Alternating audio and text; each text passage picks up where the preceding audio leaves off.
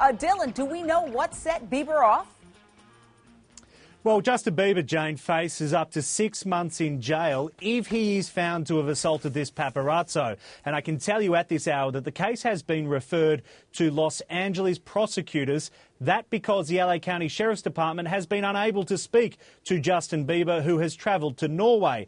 Now, Jane, also today, this morning I spoke exclusively to Jose Saros, who we can reveal is the paparazzo who was the target of Justin Bieber's aggression on Sunday. Now, he was very guarded and cagey, wouldn't answer too many questions. He did, however, set the record straight and say that he hasn't engaged a lawyer, but he wouldn't detail what injuries he sustained as a result of his confrontation with Justin Bieber. Well, maybe Bieber is just testing out his new skills just days before allegedly scuffling with this photographer.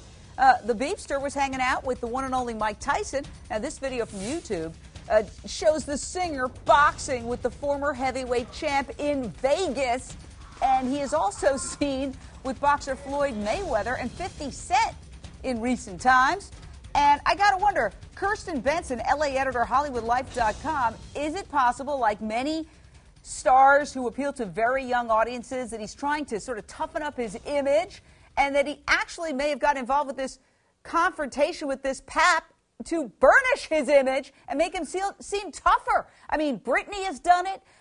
Christina Aguilera has done it. They've all tried to sort of jump from being sort of idols for kids to adult, and often that means getting tougher. I don't think he did this on purpose. I don't think he was like, you know what, Selena, we're going to go out today, and I'm going to kick down this paparazzi. This paparazzi is a black belt. For him to be taken down by Justin Bieber, who, no offense, is maybe 160 pounds, is absolute nonsense. And then he had chest pains, and he's a black belt, and Justin Bieber, like, lost his shoe. I think this was a case of Justin getting attacked, basically, by a paparazzi. I don't think that Justin was doing this to toughen his image at all. Well, Mark Eigler's criminal defense attorney, former prosecutor, we don't know. I wasn't there in the parking lot to see what happened, but we've heard reports that witnesses say that there was a lawyer who went up to this paparazzo after the event and said, hey, you should follow this up because you could get rich. I have no idea if that's happened. It's appeared in some reports. I can't independently confirm it.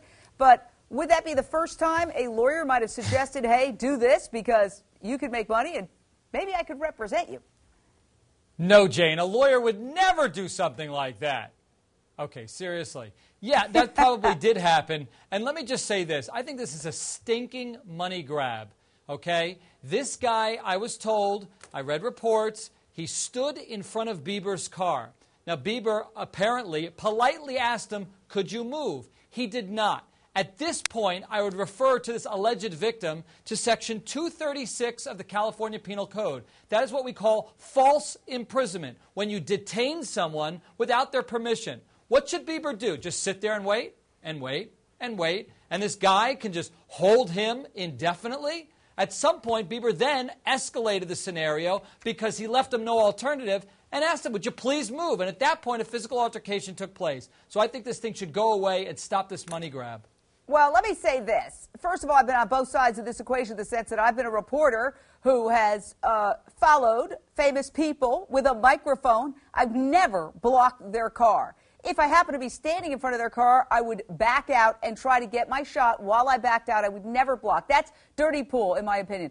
But we all have encounters with obnoxious people, and we don't all resort to fisticuffs. Okay, I was just in L.A. My gosh, there's a road rage incident every time you turn around. But that doesn't mean that it's justified to take the law into your own hands. And I'll throw that back at you, Mark. Jane, I don't disagree with you. But let me just tell you this. This smells like he's trying to get money. He grabs his chest, this alleged black belt, and all of a sudden he goes to the hospital. Clearly, he put himself in a scenario where he then, I believe, escalated the scenario, didn't move. When you're in front of someone's vehicle and someone asks you politely to move, you move. This whole thing of having to go to the hospital because you have chest pains, am I the only one who sees how transparent this is?